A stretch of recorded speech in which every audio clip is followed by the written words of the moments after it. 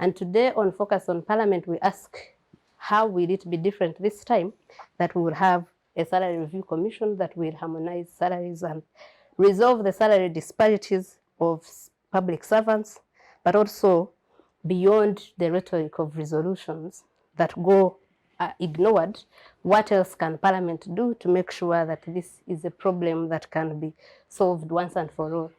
And to discuss this, I have Godbar Tumushabe, the director for Great Lakes Institute for Strategic Studies. Welcome to the show, Godbar.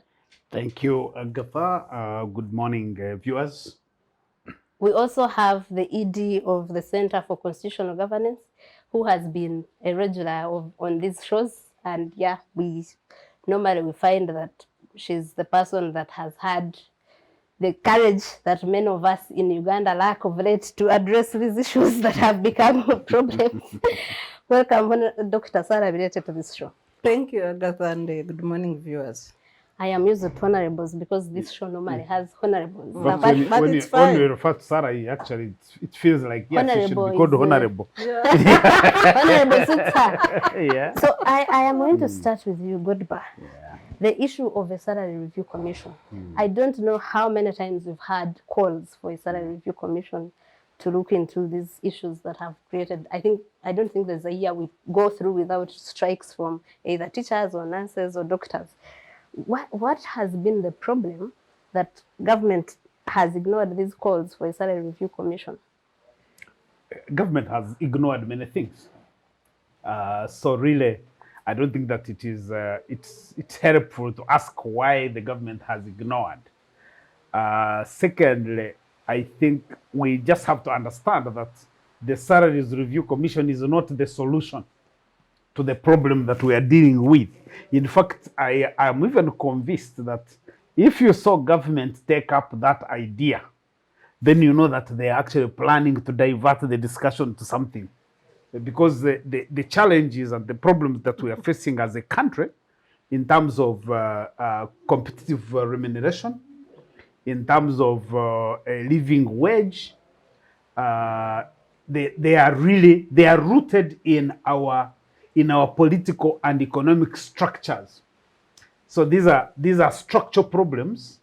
So the Salaries Review Commission cannot solve those problems because it will operate like any other institution that you see, or like Parliament for that matter, like all the others, because you are dealing with a situation where there is almost close to total institutional dysfunction.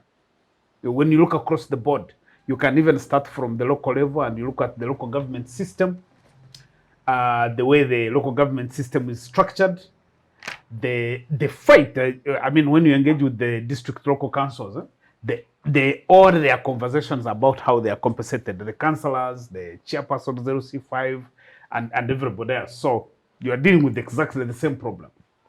You come to the national level, you can cut across all the sectors, save for the cherry picking that the regime does and pays KCCA people and URA and all these statutory agencies. But you are dealing with a structural problem that is more political and economic in nature, and therefore you have to start addressing it from there. I think that any discussion on a salaries review commission in the current political economic context is simply a diversion from the real problem. Okay. Yeah. Okay, so Sarah, in the same session of Parliament over the last couple of days, the MPs have raised two issues. One, Parliament ignoring its resolutions. I think in this case, they were talking about compensation of traders in South Sudan. But also, two, the absence of ministers in plenary proceedings, which then leads to the executive not heeding to the resolutions and recommendations of Parliament. And it's the same Parliament that is passing more resolutions for salaries, for a salary review commission, for harmonization and all that. What more can, in the face of them actually being cognizant of the fact that the executive can ignore these resolutions, what more should Parliament do to come up with a lasting solution to this problem? You see, the problem of parliament is that it doesn't know its power. Why would parliament in a Commonwealth country where the doctrine of separation of powers is very clear lament about being ignored? So you have parliament that treats themselves like horses and donkeys. Because if horses knew their power, men would not ride them. So, and like Martin Luther King said, a people can only climb your back only when it's bent. Yeah. So you have a parliament that doesn't know its powers and functions and treats themselves as kindergarten. There is no reason today for executive to respect this kind of parliament. There is none whatsoever because of their own conduct. So it's their making. Otherwise, if they meant business, they can hold the work of the executive and ensure that their resolutions are first implemented before they pass, for example, budgets or own requests. What stops them from doing that? They have all the power they need to make themselves respected by executive. But because they like playing what I call in politics a flower girl role, then there's no reason, even if you are not there, the bride and groom will go ahead and get married. If you are there, you look the entourage look good and consummate the marriage. Yes, and if they don't need it, you are irrelevant to the validation and consummation of the marriage. And that's how parliament have treated themselves over a long period of time. I know that the outgoing speaker, the Right Honorable Rebecca Kadaga, tried one or the other to say, we can't do this until you do this. But those were on fewer occasions. She was not able to reclaim the authority of parliament in total. And the current leadership, of course, it would be a miracle if they reclaimed that authority of parliament. So I'm going to continue with you on that, where you say the back of they can climb. Nobody your back can climb your back bent. unless it's bent. Now, in Honorable Nabu Kenya's statement, she calls for an amendment bill to the Appropriations Act. This is the budget that was passed a month ago. You wonder why Parliament didn't look into that before it passed this budget that had these disparities, the discrimination in salaries, and all that. Why do they think now government will be willing to bring an amendment to correct something they never stood up to ask to be? I have appeared on several platforms with MPs, including those who sit on the budget committee. Unfortunately, for the case of teachers, they passed that lump sum money without getting the details of what it was going to do. It was captured as an enhancement for sciences and science teachers. They are also scientists and science teachers. And I'm sure we all agree as a country that sciences are important, but arts are equally important, and humanities. So they looked at the picture of saying enhancement for scientists, sciences, and science teachers. That would include money for research, including like the Virus Institute and the Center for whatever research on infectious diseases. So they passed it as a wholesome figure without asking for a breakdown. So there was oversight on that. That's why Parliament on Tuesday, immediately they resumed the new session. All of them were lamenting about a disparity, but out of their own inefficiency. Godbar, I want you to comment on the issue of limited resources. It was highlighted in all those statements that because of limited resources, government has not been able to look into these salary issues. But we have a budget of other entities like the National Medical Stores, which wage bill is about 500 billion. We have UNRA and URA also in that range. Is this really a problem of limited resources in this country that teachers have not earned what they deserve? No, I really don't think that this has anything to do with the with the resources in terms of the envelope. The first of all, yes, one can at a general level, one can appreciate that as a country we don't have a lot of money at our disposal. But I think it's also important to acknowledge that, yeah, we basically engage in a lot of wastage. I know that the budget that we have passed, or the budget that the government really passed, is there's no money. You have a budget of 48 trillion, and of that, almost about 33%, which is about 17 trillion, is going to pay debts and interest. Yeah. Remember that the projected tax revenues is around 24 So our budget trillion. is 30 trillion. Yeah. Our budget is 30 trillion. 30.7 30.7 minus the debt servicing. Yes. So yes, exactly. But just imagine that you're expecting to generate about 24 trillion in tax revenues, and you're going to spend 17 trillion of that on paying taxes and on paying debt and interest. So that means you are only remaining with about 7 trillion. The rest of the money, you're going to have to borrow it.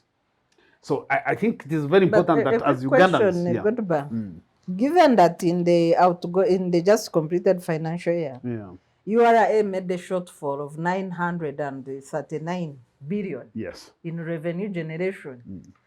Given the limited cash flow and the limited purchasing power in the citizens, will the 24 trillion be realized in our revenue collection? I mean, it would really be a miracle if URA was able to collect that money. That, for me, that would be a miracle, because the economy is really, you can feel the stress in the economy, and therefore you can't guarantee. Milking a collapsing cow.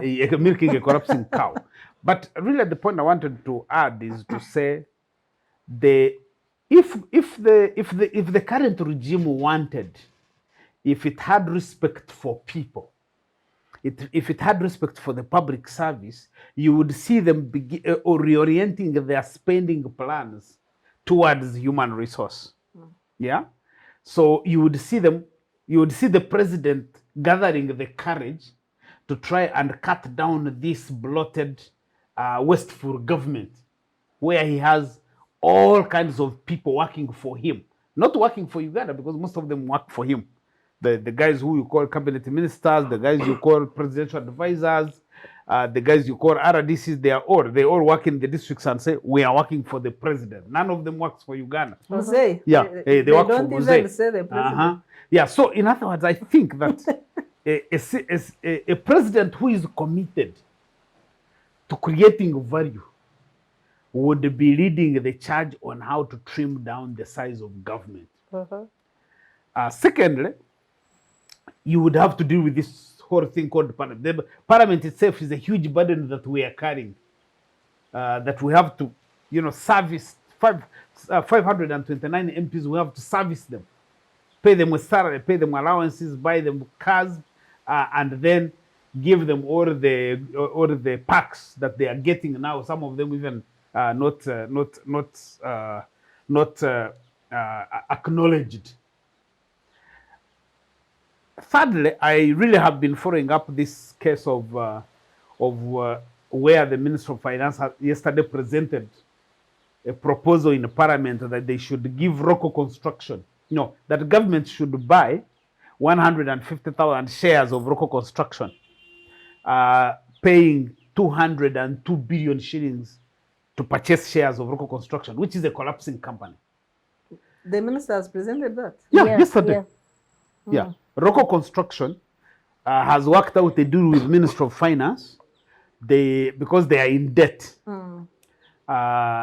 they want to sell shares to government of Uganda. In that case, to Ugandan taxpayers. They want to sell their debt to Ugandans. Yes, exactly. So essentially, 202 billion in connivance with the finance. Definitely. There is no way you can be running a government that has been running market mechanism, market policies, and then you are going to buy a collapsing company, 202 billion shillings in buying shares. The company has liabilities Agatha, of with one. your permission. So, Yes. Godbar, are Yeah. you saying Yeah. that in the first 7 days Yeah. of a new financial year, Yes. You actually. PSST, Ramadan Govi, Yeah. has presented the first supplementary budget? Absolutely. That's what it means. What? Yeah. That's a supplementary budget in effect. No, it's not yet a supplement, it's a proposal. Yes, no, but that's what it's a happening. supplementary budget is a Outside proposal. the budget. Yeah. A supplementary budget is a proposal unless it is rejected by Parliament. And Parliament of Uganda has A no proposal has to no buy record. shares. They have If no it is capacity. agreed, Yeah. you bring a supplementary budget to provide for this money No. to buy the shares. No. Even the cost is already proposal, The proposal is this is a brief from the minister saying they want Parliament to approve 202 billion shillings to buy shares. So the decision in to buy Rocco. the shares is already made. Exactly. I see. And interestingly, one thing I would add is that Rocco has liabilities, the ones that are recorded in the brief, of 130 billion. So in other words, you are paying the. You are asking Yeah. to use taxpayers' money Yes. to pay debts of local construction. Yeah, by now, you are not even paying debts. You are buying shares. So the only thing that I think they are doing is to put guarantee that the bank will handle the transactions. So maybe you could be sure that they will use the money to buy the shares. But otherwise, the money is for buying shares. So you are paying the other guy who owns the company. Yeah. If you don't put guarantees, the other guy could actually take the money and still eat it. Yes. But then you also have a liability of 130 billion. But remember that this is a collapsing company. That means that you will buy the shares, you have a liability, but you also need to put money To revive. to be able to make the company operational. So the reason I'm bringing this example is to say that if this regime wanted to pay workers, to pay teachers and all the other workers, they can actually find the money. And they were arguing that they cannot table a budget for teachers' salary. Yeah. But they've tabled the budget, Yes. still taxpayers' money, To pay donate Rocco, it to Rocco. and Rocco was connected already Yeah. to Rubowa Hospital. Absolutely. Not just These are the same hospital. thugs. It was paid money to construct the new chambers of parliament. How many years ago? Isn't it like 5? And we Do still they exist? It's still No, not complete. in fact, Still the not other complete. information I have is that this proposal was presented to Minister of Finance 2 years ago. The officials at Minister of Finance queried the proposal because Rocco was saying government of Uganda owes them money. So Minister of Finance authorized an audit. That audit established that government of Uganda only owed Rocco 1.8 billion shillings for the construction works at the Cancer Institute. And the Minister of Finance moved that money to the Cancer Institute to pay Rocco. That audit also found that actually it is Rocco which owed us money for the parliament chambers. Because apparently from that audit, Rocco had been paid a number of certificates that had not matured. So the deal collapsed there. Which year was that? 2 years ago. 2 years ago. 2019. So now, because there is a new PS in the ministry. Is there clearing house now for bad deals? Yeah, I mean that's what you are going to begin. Because if you think of Coffee Vinci, you think of this one, you get a clearing house. Even Rubowa Hospital, Yeah. the Vinci bad deal. Yeah. The Vinci coffee deal was in finance in 2015. Yes. That's And it right. waited for Mahakamizi chased it away. So when Ramadan came, Yeah. he cleared it. It is a bad deal and Parliament confirmed and cancelled it. Yeah. So if this deal also was deemed bad 2 years ago, Yes. and Ramadan clears it, Ramadan assumed that office on the premise of the economics that works. No, So it means that now the economics that works in his view is the economics of clearing bad deals. to collapse. But which really brings me back to the question we were talking about here. So you have a parliament which in the same session talks about the predicament of teachers, recognizes it, but is on resolutions, but also passes something like that to pass a 200 billion shilling For a private deal. person. Yeah. What makes us have a parliament like that? Parliament hasn't passed this local money. No, not yet. Maybe they will It block was it. presented yesterday, and I You think are it having was. too much hope in No, but they blocked coffee. Yeah. They blocked It was passed Bireete. yesterday and then referred to the Committee on Infrastructure. Yeah, it's referred to. You know the reasons that the minister gives in that brief are really, they're too basic What are they? and very, very unserious. First of all, they are saying we need the country needs a construction company. You know, the country needs a construction company. Rocco has been here, established in 1969. I think they're even arguing and saying it has a project portfolio of about over 1 trillion. So in other words, if they inject in money and Rocco is able to do the work, they are able to, you know, they'll make a return on the investment. I think the deal guarantees an interest of about, I think, 4% on the shares in terms of dividends. So that's one of the reasons. The second one is the idea that the company is collapsing, and yet the industry needs this company as being active, and therefore government. That's another reason. Yes, so government should step in. The bailout. Yes. But So- they bailed out of COVID, assuming that Rocco is a victim also like other businesses that are recovering from COVID hardships. Finance has always told us that money is through banks, is accessed through Yeah, banks. absolutely. The economic stimulus package is in banks. So what business do they have presenting this thuggery in Parliament? I think it is thuggery, as you call it, Sarah, because you see, you have Rocco is a private company. They even argue that the government owes them money. And I think the most logical thing is for government to pay them. Yes. Yeah.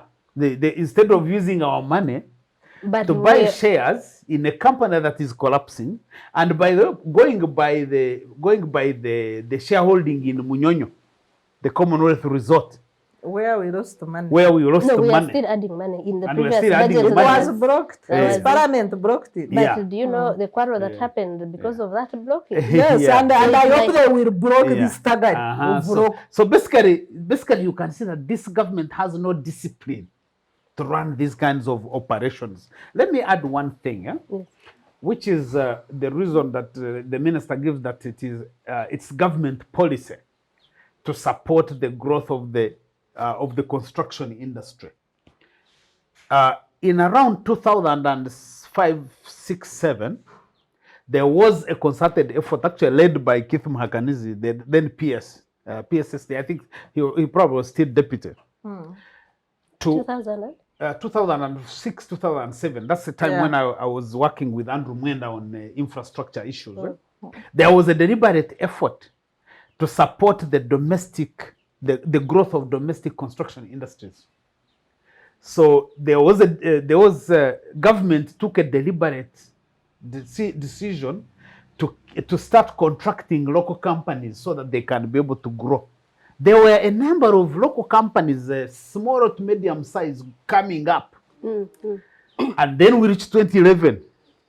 And Museveni then he goes on a campaign trail. He meets the chairperson 0C5.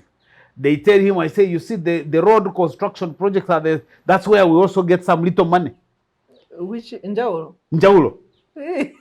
Museveni ordered and said, now the local government roads should be done by the local governments. No, but That's what you are describing Yeah.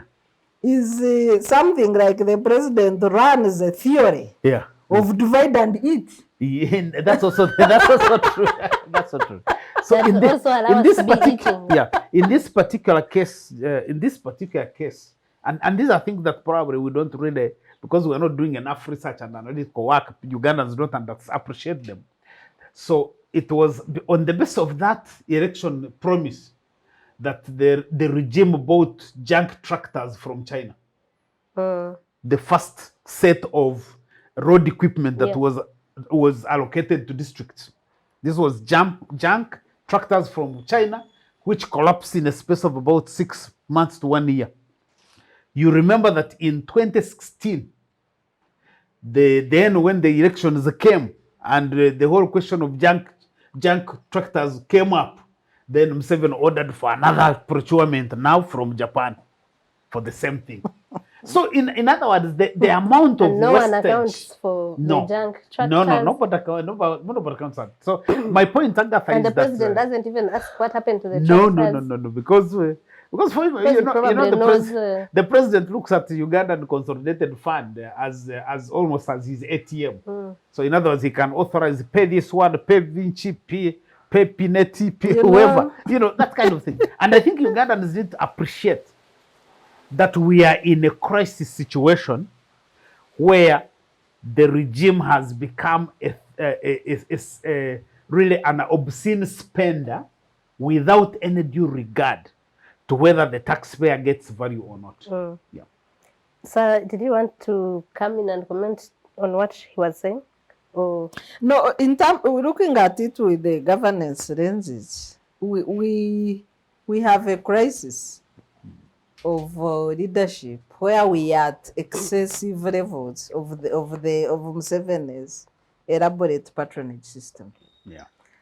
And it goes to the question of whether we can have a central unit determining and harmonizing salaries for all people who earn from the treasury. I wouldn't want us to limit this debate to public servants. And then you have people like MPs who determine their salaries and allowances and they go on increasing whenever they want. I would wish to see a country where we have a central unit that determines whoever earns from a taxpayer, how much are they entitled to, and what are the terms of reference for that money.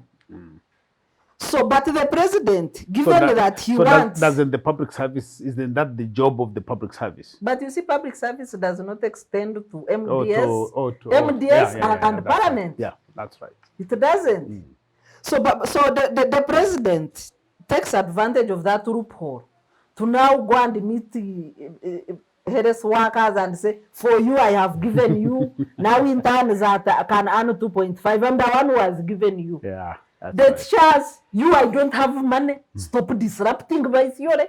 I will give you when I want. Yeah. Then you go tomorrow, you are meeting. That is the power he wants to entrench his elaborate patronage. And then everybody knows that in order to get a benefit, you have to make pilgrimage and go and kneel before him. It is totally wrong and unacceptable in a democracy.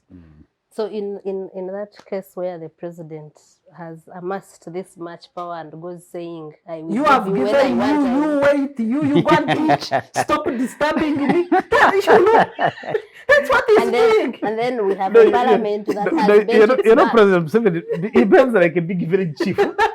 Yeah, he's a big village chief on the village there. He's the one who determines whether you're going to make your brew, you have to give a license. It's really, and it's so disturbing that you can have a beautiful, rich country like Uganda in the 21st century run the way it is running. It's so disturbing. And the effect, because you see, when you saw him, addressing those clips that came, you saw him addressing the teachers. It's disturbing for an entire president. You are not going to disrupt me. For an entire a whole president of a country going into a public meeting and start quarreling and threatening an ordinary teacher. Then you say, oh, I have powers. At the point where a father starts explaining himself, because I think he likes looking at himself as a father of everybody. But at the point, and the judge. Yeah, and the judge. But at the point where you start explaining yourself, you know that there is something fundamentally wrong. And Ugandans need to really, we need to wake up and understand that there is a fundamental brokenness in this country that we need to deal with.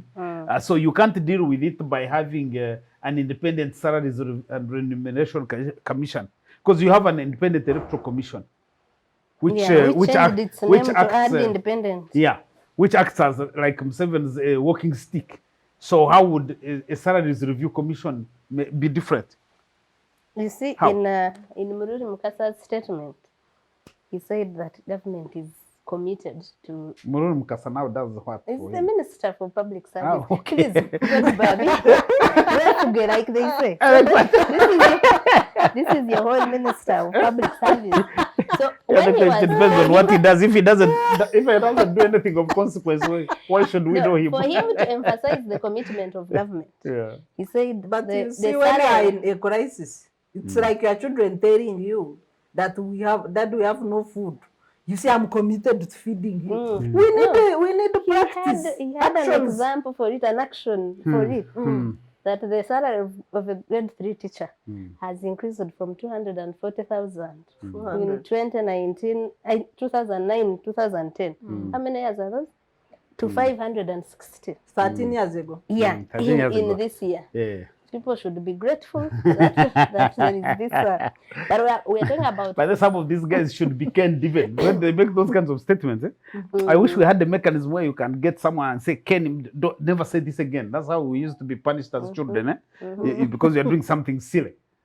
Yeah, you are explaining that 13 someone years, used to the earn level of 200,000. inflation, Yes. the cost of The living. economic conditions, the cost So of living. somebody and- should be grateful because they added Yeah. how much? From what? 240 to 500,000. 560. So they should kneel down and Yeah, clap. and clap, 300,000 In in 13 years, Yes. we should kneel down and clap. Mm. How much have they increased for ministers since then? Yeah, and the parliament, of course. Yeah. But you see, the problem is that you have salary review. I mean, reforms in payments that date as way back as 1990, 4 years after this government came into power, where there was public pay reforms and stuff. What exactly is the problem that 32 years now down the road? Agatha, if you ask people who work in government, you can hear that there is a salary increment. But that salary increment can be even 5,000 shillings. And it's an And it's annual. Yeah, 5,000. Yeah. Now 5,000 cannot take you home even in a taxi. Those are the kind of increments they do. Yeah. Or that's what was actually the public service system. That's how it used to do it. You'd But have it like would be commensurate you'd have with like the cost of progress. living. You'd have progressive increment of those salaries. Meaningful. I think, and I think let's assume it was not meaningful. I think my concern is that you are going to get Godbar, who works, maybe does this work, and Sarah, who does different work, and say, oh, Godbar's work is more important, so we are paying you better. It should be standardized. Yeah, if we are, because we all shop from the same markets, we all take our children to the same schools. I think it's obnoxious that you can have a government that thinks that it is okay to create the level of discrimination and disparity that we are creating. Second, I think it's foolhardy. I don't understand where the president even picked this idea that policies to promote science and technology and innovation, that the salary that's paying higher salaries is the policy to promote science and technology and innovation. I mean, if he has a whole Ministry of Science and Technology, there is a whole science and technology policy. Some of us are here who have been advising other governments on how to develop science, technology, and innovation. I don't know why anybody in their mind can just focus on the salary and say, because we are paying science teachers better, we are promoting science and technology. I actually believe that there is mischief in this whole science pay policy. I think that President Museveni was looking at how do you disrupt the teachers' union. And how do you destroy I think that the was image of teachers? My view is that is really like the root, the foundation of this policy. You create disparities, you create the kind of You have effect the that you've science seen. teachers eating, Conflict. eating big. You've seen those memes of they are eating and because the you arts see, teacher is normal- looking with yeah. And the envy. they are Because ordering normally- kilos yeah. of pork. The Yeah. others are ordering half. Yeah, because normally, rulers who overstay in power, who are working for life presidency like Museveni is doing, they never allow the growth of alternative power centers. Alternative power centers emerge out of collective organizing. And so for regimes like Museveni's, the teachers are actually a threat. And therefore, I believe that this science teacher policy could be more about the disruption of the teachers' union than actually science policy, because it's too basic for a whole government to be there struggling and explaining that we are paying science teachers better because that's our policy to improve science and technology. Okay, I think I want us to take a short break now, but Sarah touched on the issue of discrimination and salary disparities. And I want people like her who have worked in public service to really enlighten people out there that how does someone working and also earning from the same consolidated fund, people in these statutory bodies, earn 40 million, 50, when you are saying we should praise you for increasing the salary of a teacher from 240 to 560. And also, we should also discuss the issue of Parliament allocating themselves the salaries they want. What incentive do they have to fight for the salaries of other? If I was in Parliament, I would even be pushing for a salary of 100 million shillings per month. Why? Because you can. Yeah, because you can. Why not? Okay. But let's take a short break and return and discuss those two things. The Citizens Chat Room happens every Friday at 2 p.m. on Civic Space TV Online on Facebook and YouTube. We invite you to be part of this conversation. Civic Space TV, freedom always. Welcome back from that short break. And before we broke off, we were talking about the discrimination and the disparities within government service. I don't know now what to say if Sarah says public service doesn't include people that still earn from taxpayers' money. It's something that I need an explanation on, which will really go a long way in explaining how we have people earning 50 million in this country, which people have asked, how does someone who heads, for example, UNRA or URA or IRA earn that much, and the PS who is supposed to supervise this person earns about maybe 5 million. I don't know really, but still there's a big gap. Agatha, some agencies of government, like UNRA, like National Water and the Sewage Corporation, they are self-accounting. So you find that they have powers to establish their own salaries.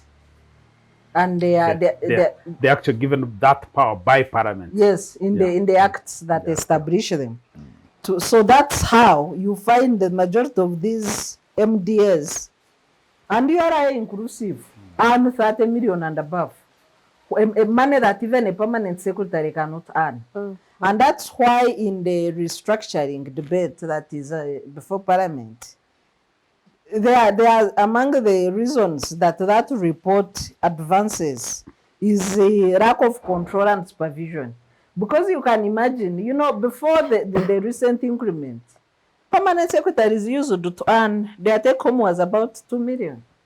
Because their salary was ordinary at 3 million, but that was gross. So when you do the deductions, they were taking like 2 million, and then you are supervising somebody earning 40 million. So you can imagine the controversy. So the period I worked, and I was not a member of public service. I was... You were one of those getting big salaries, eh? At the time I was... you see them? I know. In 2004, my salary was $3,500. Yeah. That was an equivalent of about 10 million. And the permanent secretary, money, who was my supervisor, was earning 3 million gross. Yeah. So I was earning You have more. been a beneficiary of this. No, this but, discrimination. yes, but I was never a government employee. I was recruited on a project by UN. So I was earning a UN salary scale for project staff. I was never a government employee, and neither was I But a public servant. all we know is that when you went the pork joint, you bought a kilo, the PS bought half. Yes, because I was earning almost double, Yes. double his salary then. More than double. Yes. So it can create problems because you have your supervisor. I mean, when he's talking, and you be like, what are you saying? If we go by the merit of the paycheck, like the common saying with the, on our street, you would say toina chongamba, because really I earn 3 times more than you. Maybe I'm more valuable than you. Yeah. But it does not mean that in our context. In our context, first of all, is who has capacity to negotiate more money. So the head of UNRWA, who has close links with the president, can go and justify earning 50 million or above, and the president will say, this one I have approved. And he will even say it to the public. So does that mean all heads of this statutory They don't even corporations earn the same money. have close links to the president? No, what They I'm still saying, have- they don't earn even the same money. They don't. At one time, KCCA was earning more money or when they- Musisi had come. Or they know someone who knows someone who knows Yes. the president. So even them, they don't have a uniform salary. So you can't even say that this is a structure for MDS. This is a structure. It does not exist. In brief, we have no structure. We don't have a structure. But I want to hear your views on what really creates that. Is it a political strategy? Is it poor management? Because I was doing research in the local governments, and an engineer at the district was telling me how aggrieved they are that an engineer who went to the same school with an engineer at UNRWA, the one at the district earns 2 million, the one at UNRWA earns 20 million. They have the same qualifications, they do essentially the same work. So what creates these disparities that government shows no willingness to correct? No, I think, let me first put it this way, that the whole issue of these statutory agencies, it's important for our audience to know how they came about and why they ended up setting their own salaries. So at the end of the 1990s, in fact, in 1987, that's when the Museveni government adopted the second structure adjustment program. The first structure adjustment program was in 1981 under Obote. So Museveni and his group captures power. In 1987, they negotiate a program with the World Bank, a restructuring program. So that's where the civil service restructuring process, that's where it started. You remember, by the end of 1992, the public service personnel had been reduced. The army had been reduced about 30,000 soldiers. The other thing that was reduced was the cabinet. The Museveni's cabinet by 1992 had reached 80 ministers, where it right Where now it I is think today. almost where it is today. In that restructuring, I think I remember, because I've been tracking this data. I think in that restructuring, they were brought from 80 to 40. Now, there were a series of institutional reforms around that time because the public service was considered to be inefficient. So that's when you had creation of statutory agencies. I think the first ones could have been the Investment Authority, the National Council for Science and Technology. I think URA around the same time. That's at the beginning of the 1990s. In 1995, 1996, you had the National Environment Management Management Authority, NEMA. In 1990, either 7 or 8, you had the Game Department and National Parks under Ministry of Trade merged to form the National Wildlife Authority. So, and the World Bank under the restructuring program, The World Bank is bankrolling all these reforms. So these agencies were taken out of the public service because the public service was considered to be inefficient. And the advisors who were advising on these institutions were like, okay, you need to give these institutions autonomy. You need to give them autonomy on their budgets, because that's the time when these agencies started getting money, they're getting votes on in the budget. Otherwise, normally money would come through ministries. So you basically have these changes taking place. And so the disparities begin from there. And the thing has been perpetuated over time. And so you don't have the government with the discipline to be able to work to harmonize all this. I should mention that, by the way, for me, if I was running government, if I was president of this country today, actually, in terms of disparity, I would want to make sure that the teachers, the health workers, the police officers, the UPDF are probably the highest paid people in this country. For me, I think that's how you begin to think that the country, officers. maybe even judicial officers, because of the kind of work they do that runs the entire system. For me, that's when you begin to think that actually a government is serious. Yeah? Because the moment you have those 5 segments working, you can have a working system. There's no country that is going to thrive and prosper without a highly motivated teaching force, without a highly motivated health force. You know, the police. I believe that if we were a serious country, I think we're a serious country with unserious leadership. If we had a serious leadership, every child in this country should grow up feeling like, I want to work, I want to be a teacher, I want to be a health worker, I want to be a police officer. I think that's what everybody should be working for. Then the rest of the groups can come up. But otherwise, I think the kind of trajectory that we have taken is really frightening for me.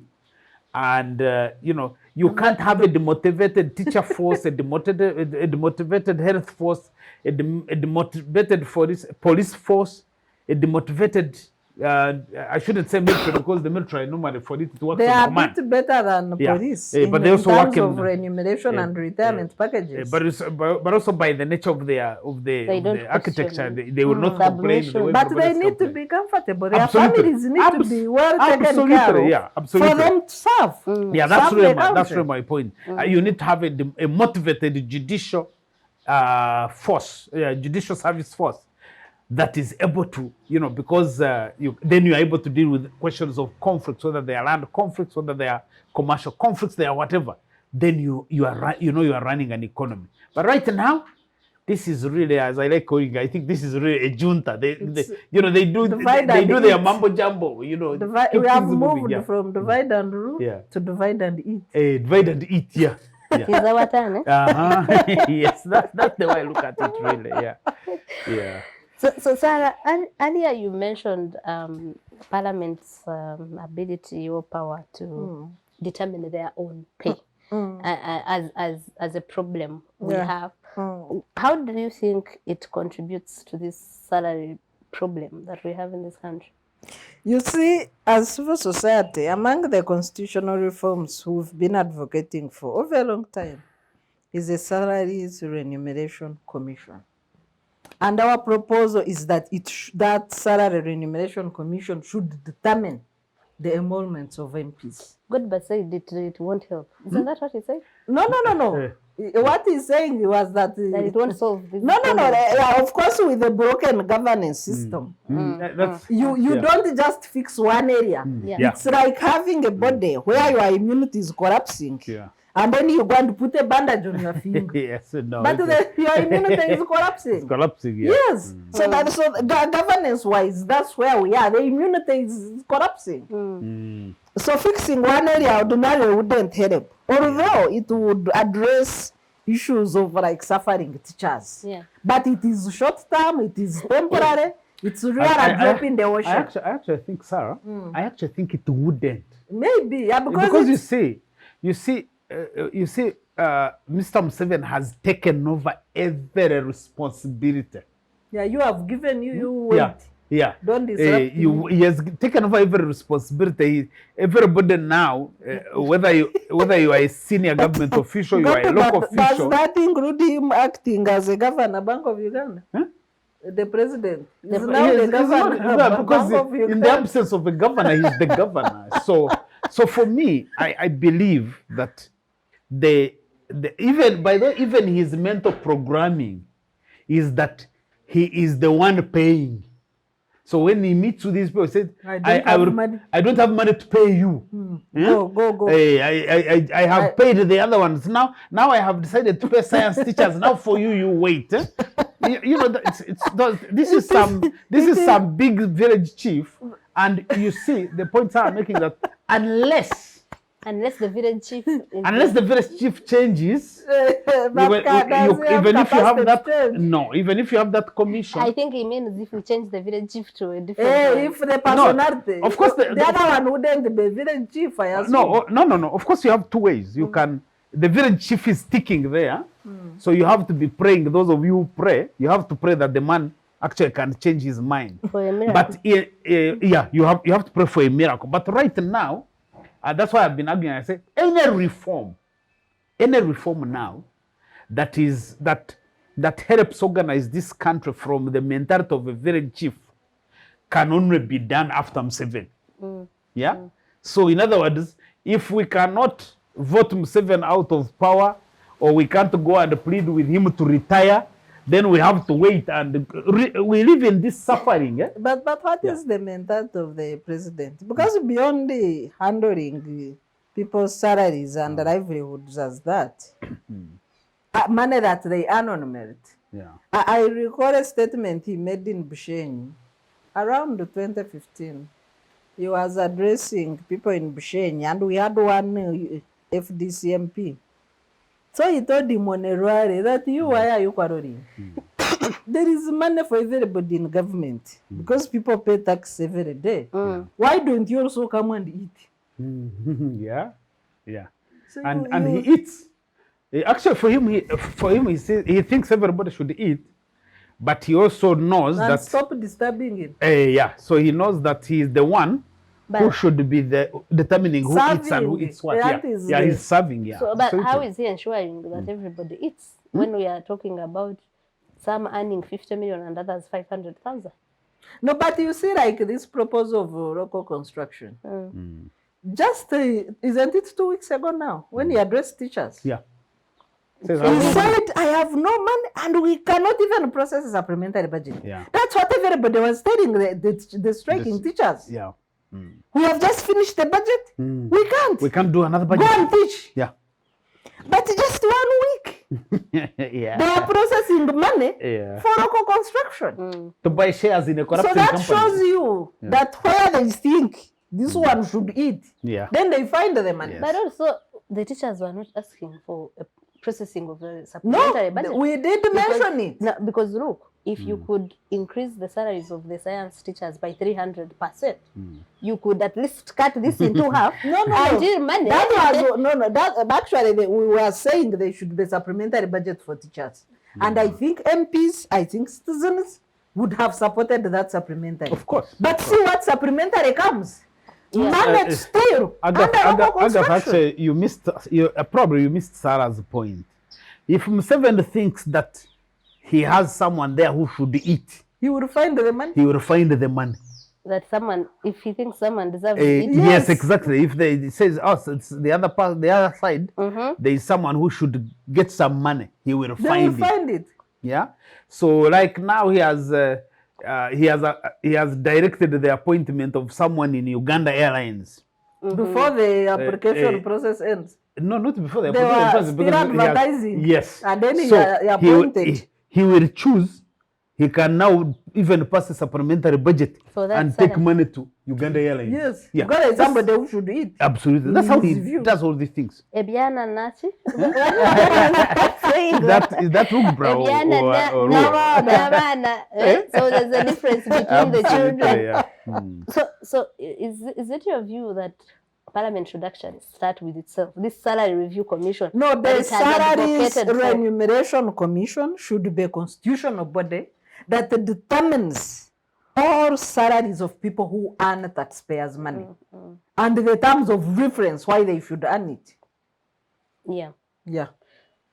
So Yeah, the commission could also help pay the president better. The man keeps on complaining. But why does the president, actually, me, I'm of the view, Godbar, Eh. and I know this is a minority view, that the president doesn't need a salary. You have a man who has a budget of 1.8 billion per day. All his his bills are picked by the taxpayer. Yeah. So he needs a salary for there's a what? budget for his home, there's a budget for his No, office. Yes, and there is a budget for his gifts No, whatever he needs. No, Maybe in retirement. That's why we should discuss I'm his actually- salary. I'm mentioning this just to highlight his mischief.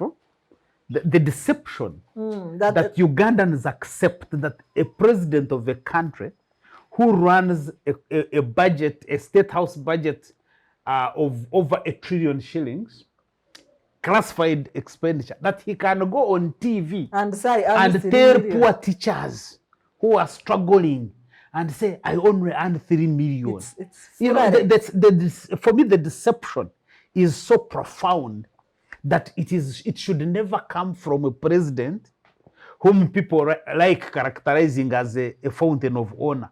That's not how a fountain of honor behaves. who sacrifices Who sacrifices. in court. Yes, sure. It to should lead never Uganda. come. So it should if never there come was a from him at sacrifice all. of 1.8 billion per day at your disposal, who wouldn't take it? No.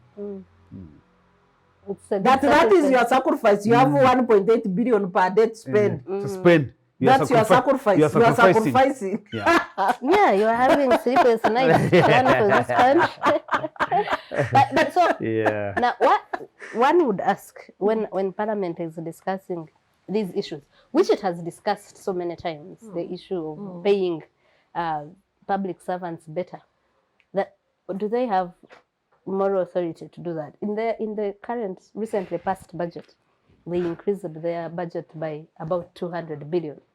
And this increment was to cater for their allowances. And there's an issue there's even a court case about Section 5 of the Parliament Remuneration of Members Act that allows them to do that, and Article 85. I think it starts in the Constitution. Article It's not 85. just in the Act. So Article 85 of the Constitution, I think. Do they have a moral authority to come and talk about these issues we are saying? Let me say this, Agatha. For purposes of Parliament's remuneration, I think they still earn lowest money in East Africa. Kenya earns more. Yes, Kenya earns more. I think Tanzanian MPs also earn more. The problem with our Parliament is, one, there is no value for money. Yeah. The second problem is the size and competence. So we have those three problems. And the salary is none of them. There is no value for money for taxpayer. The majority size, of them are incompetent. the size Yeah. and then competence is the crisis we have in this country. If we had a lean budget, there is no reason why we wouldn't facilitate them to deliver. A lean and efficient budget should be facilitated to deliver and check the excesses of executive. If we had the parliament and you go to the 15 regions of Uganda and said each one region is represented by 10 MPs, Yes. that would give you 150 Maybe MPs. 5 male, 5 5 female. male, 5 female. Each region is represented by 10 MPs. You would be having 150 MPs. There is no reason why we should not pay our Facilitate MPs them well, to deliver. facilitate them, give them offices with researchers and whatever to be able to do the job of registration. But to have MPs that run around, doing all kinds of, Like headless chicken. they're in the countries. They are being told you have to go publicize parish Parish development development model, model. emyoga, as if you are community extension officers. It's During really induction, Man. the main statement was that you should make sure you are re-elected. yeah. So I'll take this feedback to one member of parliament Mm. who told me when we were having an issue with the money for cars, when I think when this term of parliament began, Yeah. and he said, "You Ugandans, just especially you in the press, hate us so much, but Yeah. we earn very little. Go to Yeah. Kololo. Who owns the buildings in Kololo? It's not MPs. It's Yeah. PSCs, commissioners, directors."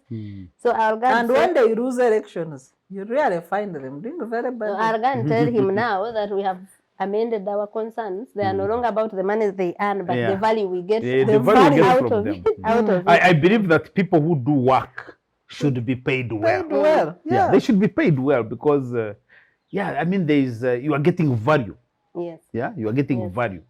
But unfortunately, really, the bottom line is that in the current political economic context in which we're operating, with the old man in the State House basically working to die in power, the MPs, actually the parliament that we have, sir, me, I look at it as a direct consequence of the current of the politics that we have, Of the vulgarization. of the vulgarization of the politics. So, in other words, you can't have a president who has stayed in power for 36 years and counting, and then you expect to have a quality parliament, because there's a lot of engineering that goes on, which is driven by the regime survival politics. So I think it's inevitable that at this moment we have the quality of the parliament that we have. And and by the way, because the evidence is clear that the quality of the parliament has degenerated right from the 6th parliament, which is the parliament that follows the promulgation of the new constitution. The quality has been degenerating, and you can be sure that as long as the trend is not arrested, you can only expect that it further degenerates. Yeah, I would be surprised. I would be pleasantly surprised if you have a parliament all of a sudden turn around. But you can also imagine. I mean, you see, with all due respect, at the point where you have Nabanja as prime minister, so why should you expect to have better people in parliament? I mean, I know I can be crucified for. What's your problem with Nabanja being prime minister?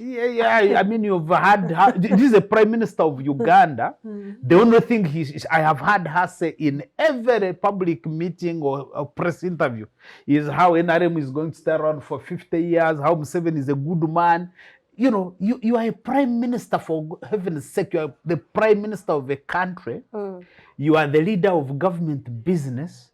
You can't articulate government policy and represent Uganda in international fora without talking NRM and everything. President Museveni. Yeah, No, but she also said Uganda was the first one to manufacture something. No, you see, the problem is that sometimes when you talk of one of our problems as a country is that we've become so petty. And by the way, the media, I think the media is also a product of the same brokenness. Of course. I saw the stories being written that someone has been appointed the MD of Uganda Airlines, and nobody can tell us who is this person. The process of What value? No, forget about the process. I could even forget about the process. But what value does this person bring on the table into the industry? Why should me as a Ugandan, as a Ugandan taxpayer, get excited? I think got to be in our context. It is whose child is she? Whose wife is she? That's because that is the merit. And I'm 7 and I think that's the point that I'm making, that at a point where you have Nabanja as prime minister, and I can mention a couple of people here, then I stop questioning the quality of the parliament, because it's exactly the same level. It's exactly the same level. And the person who appoints them. Yeah. Because even speakership, I see it as an appointment. And even the speakership. Already told you that Yeah. those were his fishermen and women. Although for me, I've argued before that even when we have the super minister, But I think prime minister, Mama Mbabazi, or Nsibambi, or Ndugurugunda, there's no earth-shattering thing that they... Yeah, but does that mean that you go down or you try to go up? No, that means that the problem is hardly... Is the appointing authority. Yes. The problem is the appointing authority. And so that's, I think that's why I was saying that the parliament, the quality of the parliament that we have is a product of Museveni's regime longevity. You cannot expect that all of a sudden you have quality people.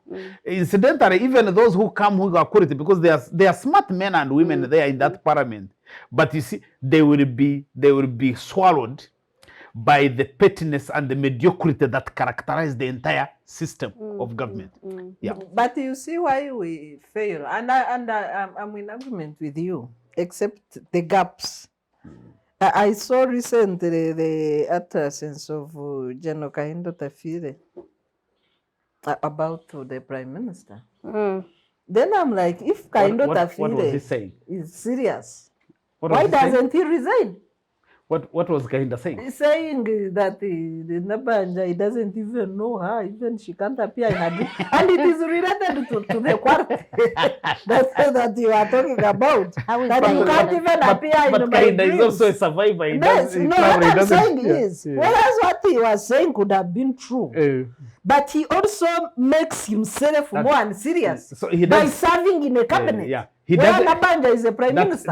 Why doesn't What he makes resign? him any different from Nabanja? No, I think that's the point Sarah is making. That Yes. there is no difference between Kahinda and And Nabanja. Nabanja, if you are agreed to Because serve in the same because cabinet. of the fact that he doesn't have the courage.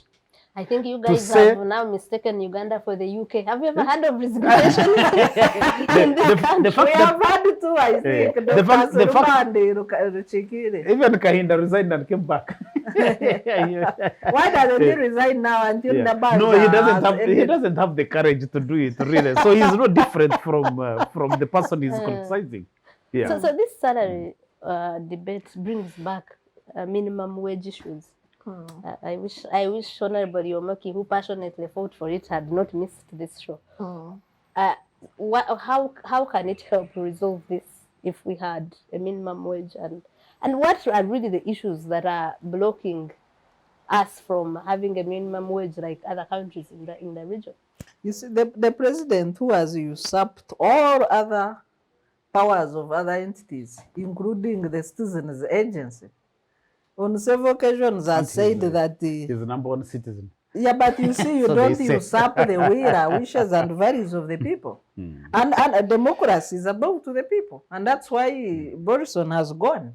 If it was up to him, he told the people that he can't resign. But when the will of the people for him to go became overwhelming, he had to give He way. had no choice. Yeah. Yeah. So if we had respect for the will of the people, then you wouldn't have a president making such statements like, I cannot have a minimum wage because you will scare away my investors. And unfortunately and more painfully, the investors is referring to are the quacks, the characters of Bireete, Yeah. at the expense The of rich- lives of Ugandans. They are not even qualified to be called the investors. That is the most painful thing. So, Godbar, what has the minimum wage? What has it got to do with scaring you investors? How do those two relate? So that if you secure your citizens and make sure they are paid what they deserve, Yeah. the No, investors... I think the cheating of citizens that the president seems to enjoy is basically the cost that we have to pay to get his quack investors. Because you see, if you had countries that have the minimum wage and it's respected, by the way, you can still do business, you can still attract investors without the minimum wage or with the minimum But wage. it's a well-governed country. Does not even need to advertise for investors. Yeah, that's the point I'm making. That a well-governed country, which respects labor laws or has labor laws, and they are enforced, and the environment for investment is attractive, investors will come. You don't need to be there abusing your people that you are looking for investors. Because if you abuse your people, you will actually only get quack investors. Yeah. The group that you see here running around, the Bireete. Bireetes of this world, they are the ones whom you'll see here. So I think that, and remember that you can also run a successful economy where wages begin to fix themselves, because when people are paying, when people are earning well, they are running thriving businesses, they begin to compete for labor. Yeah. Yes. When you're competing for labor, that's where you pay. Then you end up even paying above the minimum wage. So the minimum wage only helps to help those who are below who are operating below the market. But if I'm running a business, I run a company that does coffee farming, I am looking for the best workers to get onto my farm. I have had to go to Nebi to find someone who looks qualified to work on my farm. And because remember that these are people who are actually unemployed.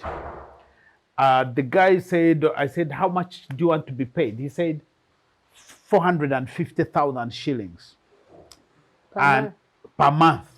So now, because he was like, now, you see, the work seems to be a lot, so I need to be paid 450,000 shillings.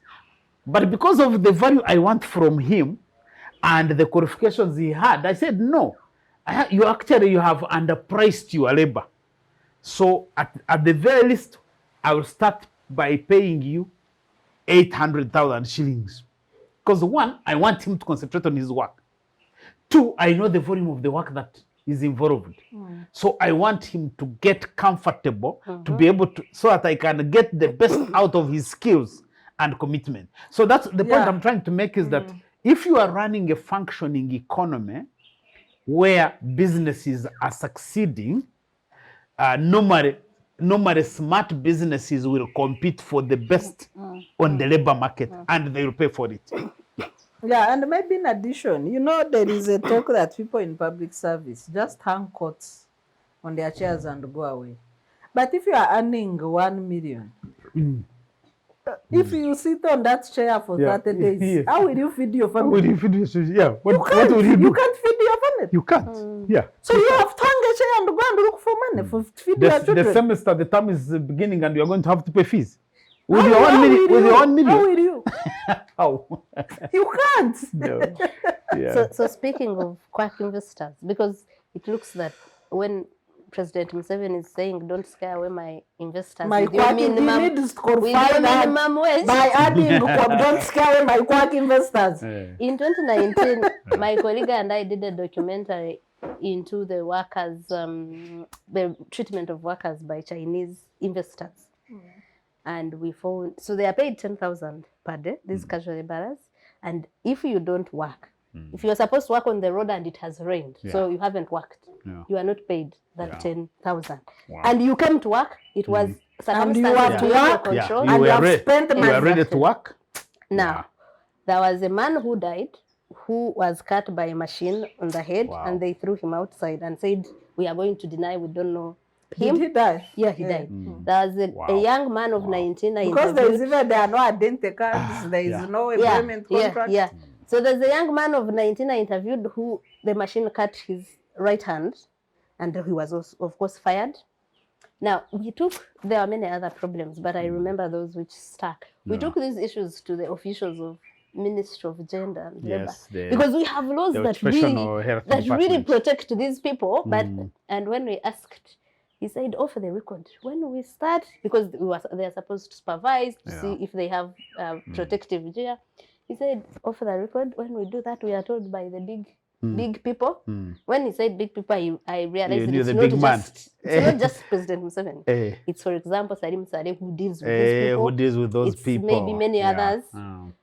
He said, when we are told, when we try to supervise and we are told, don't harass my investors. Now, so it would look like, by him saying they are scaring away my investors, he's saying, I will take away the opportunity to mistreat, Of abuse. course, Yeah. they are dehumanizing Ugandans, unfortunately, in their own country. Other serious countries, the priority is protection of Yeah, their of their citizens. citizens. Protection, welfare, and well-being Of of your the citizens. citizens. Oh, yeah. Why do you prioritize investors? Because back they are making that money matter? for them. The same price, for But example. Sarah, if you see the way this junta treats us as Ugandans, I don't think that they treat us as citizens. In No. their mind, in their mental programming, I don't think that they are Slaves. seeing citizens. We are not even subjects. Yeah, you are basically looking at a bunch of prisoners where the UPDF and the police and the intelligence services are the prison warders.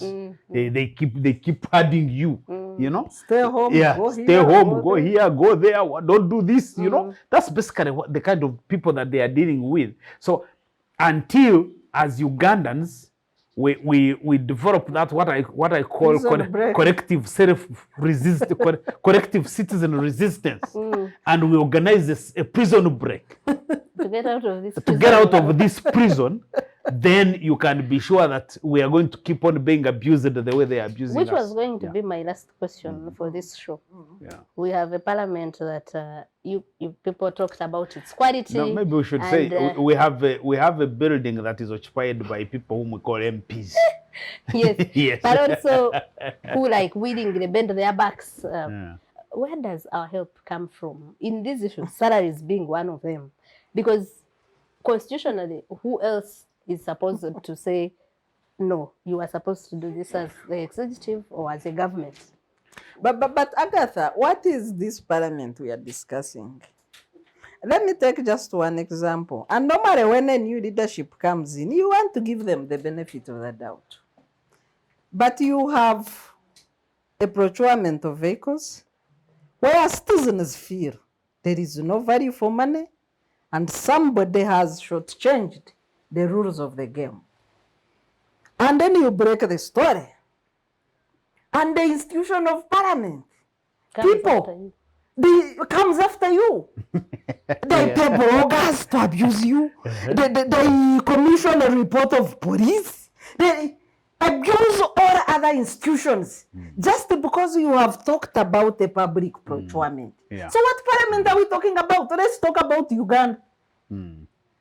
Yeah, and I think, Agatha, what you're also missing, and what Ugandans need to understand is that we don't have a constitution right now. The constitution was overthrown. I don't know why. When was it overthrown exactly? Right from 2005. Because we can't even now trace. Right from 2001, because I think that the Museveni and his people have really created a new definition of what a coup looks like.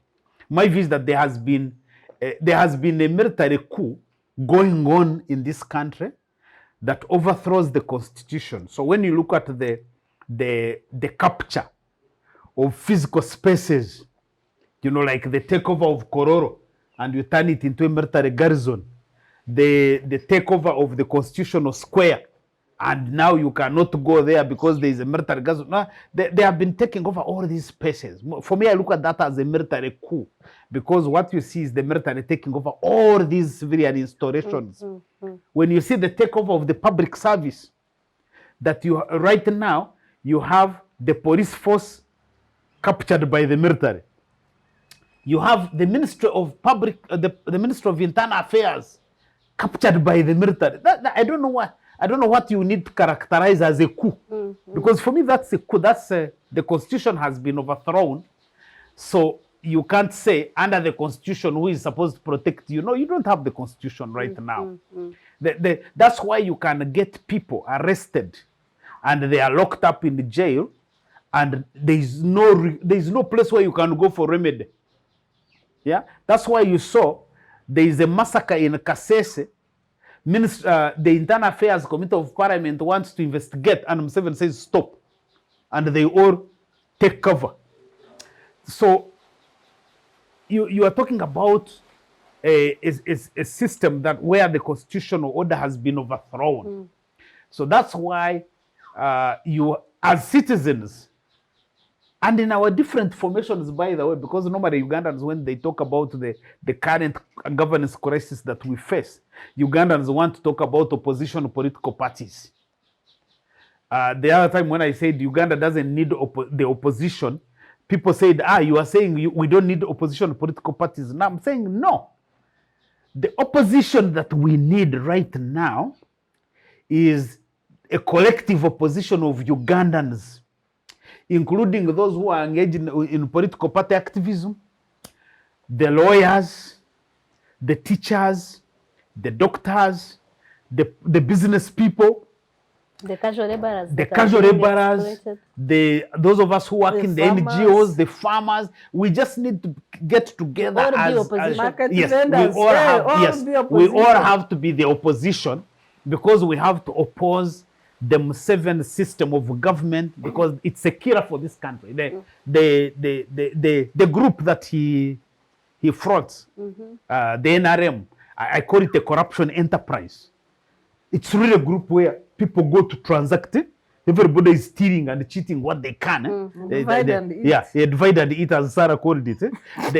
As Ugandan citizens, if we love our country, if we value having a proper constitutional order, we must collectively be working together to oppose this junta, the way it operates.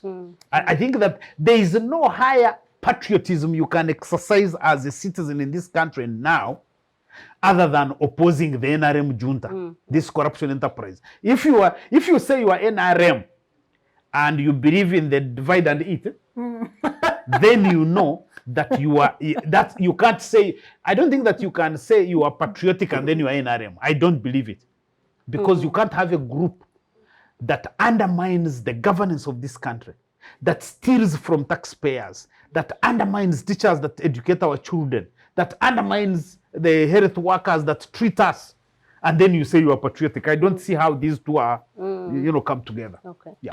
So what Godbar is saying is, don't look at parliament, which doesn't, or a constitution which doesn't exist, but at ourselves as Ugandans citizens, and citizens. And by the way, remember that under the constitution, we have a constitutional responsibility as citizens, that once the constitution is overthrown or is being challenged, we have a civic responsibility and a patriotic duty to resist that overthrow. There has always been a thin line between that and terrorism. But you see,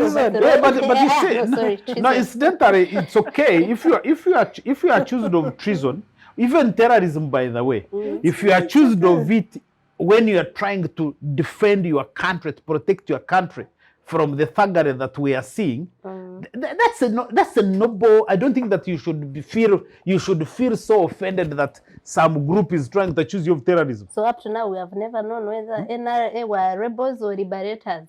No, they were.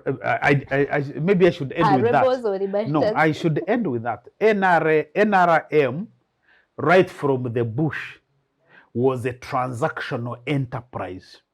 They are neither rebels nor liberators. It's a corruption enterprise, because remember that if you go back through history, NRA, the government of Uganda, Ugandan taxpayers have been paying the claimants of Ruwero War. 36 years. Yeah, we have never finished the war. We've been paying, so they can't say they sacrificed. No, we've been paying them. We've been paying all of them. And so essentially what you have is that Museveni got all these people, went and fought the war. He's the one who claims he's not paid, but for him, he has been using our money to pay all the people who helped him to fight the war, to capture power. So as far as I'm concerned, the NRM that we are seeing, which is really robbing from us, is exactly the NRM that went to fight the war in the world. Yeah. Sarah, what are your parting shots on this? Well, my call is to Ugandans. We all witness these things unfolding before our eyes. The power lies with us to redeem our country. Nobody will do that. Nobody will do it. Yeah. We've got to do it. Thank you very much, lady and gentlemen. I am sorry for the ambush that of today that you complained of, but thank you for being where here. did I complain? That is you. But thank You bring thank the you. evidence that I complained. Evidence have become for evidence everywhere. Thank you for being part of the show. Yeah. The call from Godbar and Sarah has been to Ugandans. But Yeah. for me, the call really also to Parliament, which this show talks We should about, also announce our viewers that you disrupted Chimeza Chimeza. has started. So the call is that Ugandans elect you, MPs, to Yeah. represent them. Now, by the time all Ugandans are saying we have no faith in this parliament to do anything, or that they have bent their backs, I think it's high time to spend the energy they're expending on chasing who has criticized what Who they are has doing, published or who what. has published what, or who has said what about them, to improving themselves as a parliament because of the power and responsibilities it holds. So we at Focus on Parliament, we want to examine this to see how we can have a better parliament that we actually count on and know that we can go forward with this country without having to to do a prison break in our own country. Yeah. Thank you very much, viewers, for staying with us. Thank you to the camera crew. Until next weekend, have a nice weekend.